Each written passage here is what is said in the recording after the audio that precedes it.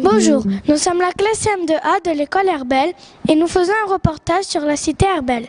Pendant la Seconde Guerre mondiale, dans la cité, il existait une villa qui a servi à protéger de nombreux surréalistes et quelques intellectuels pour ne pas se faire tuer par les Allemands.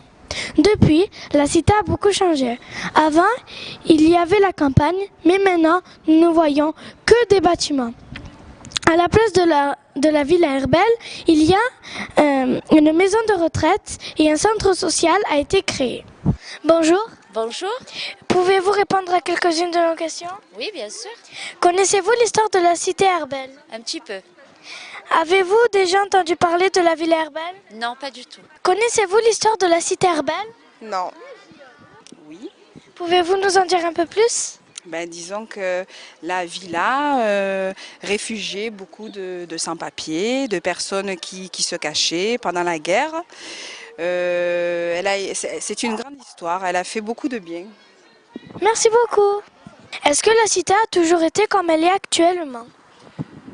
Pas du tout. La cité Herbel telle qu'elle est aujourd'hui n'est pas ce qu'elle était avant. Avant la cité Herbel, c'était un domaine. Un domaine qu'on appelait une campagne, et c'était un grand parc avec des arbres, des vaches, il y avait des vaches, il y avait un âne, il y avait des espaces verts, des arbres fruitiers tout en bas de la cité, où est la voie de chemin de fer actuellement, et c'était un grand parc arboré avec deux villas. Une villa qui était la maison du docteur Thumain, le médecin de campagne du secteur de la Pomme, qui s'occupait du quartier de la Pomme, et une villa, un héritage de famille, qui était inoccupée. Merci. Pouvez-vous nous décrire comment elle était au milieu du XXe siècle? La villa, donc le domaine d'Herbel, qui était une campagne, dans les années 70, va faire partie des plans d'aménagement et d'extension de Marseille. On va identifier qu'Herbel, dans ce domaine, on peut faire une cité. Et donc il y a un architecte qui va décider, avec des promoteurs, de construire cette cité. Et donc cette cité va voir le jour. L'architecte aussi a conçu ça, Herbel, d'une manière très innovante pour l'époque, c'est-à-dire qu'il ne fait pas comme certaines cités comme la Castellane que des grandes tours, il prévoit aussi une implantation de bâtiments en octogone, qui fait qu'il essaye de concevoir la cité Herbel comme un village. Deux tours qui ancrent dans l'urbanité et des villages octogones qui recréent l'impression d'habiter dans un village. La différence aussi par rapport à d'autres cités, c'est que la cité Herbel, elle va se poser dans le domaine d'Herbel et il va conserver beaucoup d'espaces verts. Merci. Que s'est-il passé pendant la Seconde Guerre mondiale dans la cité?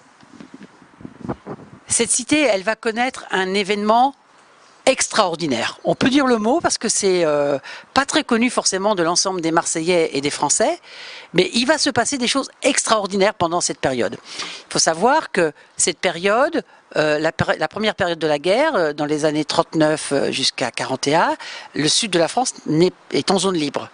Et donc Marseille est un passage important pour tous ceux qui fuient les Allemands et le nazisme. Et un Américain qui s'appelait Varian Fry va être délégué par Madame Roosevelt pour sauver 200 de ces réfugiés, mais qui sont des artistes qui sont sur une liste rouge, qui sont beaucoup plus menacés que les autres et qu'ils veulent absolument sauver. Il va trouver un endroit où il puisse les accueillir.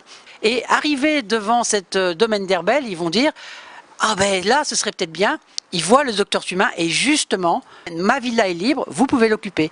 Et la première personnalité qu'ils vont accueillir dans la villa Herbel, ça va être André Breton. Et André Breton, c'est le père du surréalisme, c'est quelqu'un de très important à l'époque et qui connaît beaucoup de gens.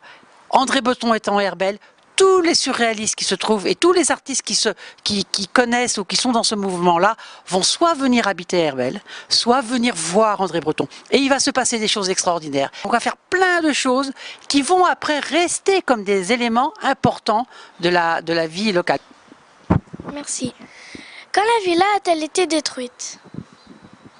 Dans les années 70, la villa Herbel est abandonnée. Il n'y a plus de propriétaire et progressivement cette villa va être tombée en ruine. Il se passe que même on va oublier ce qui s'est passé dedans. Et cette villa était presque une villa fantôme sur laquelle les enfants jouaient de la cité. Et Comme aussi on cherche à améliorer le service aux personnes âgées, eh ben, on pense, ben voilà, elle n'a pas beaucoup d'importance, cette villa elle est en mauvais état, on va racheter à son propriétaire qui le vend pour une bouchée de pain et on va la raser. Et à la place, on va construire une maison de retraite.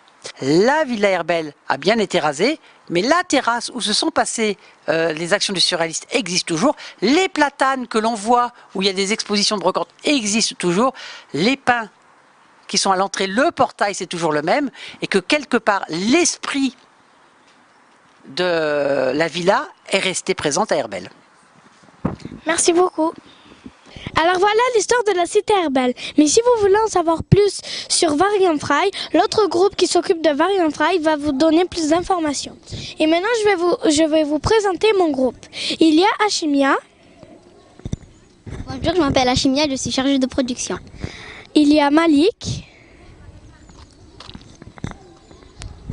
Bonjour, je m'appelle Malik, je suis caméraman. Il y a Salah. Bonjour, je m'appelle Salah, je suis caméraman. Et Alan. Bonjour, je m'appelle Alan, je suis making of. Et voilà.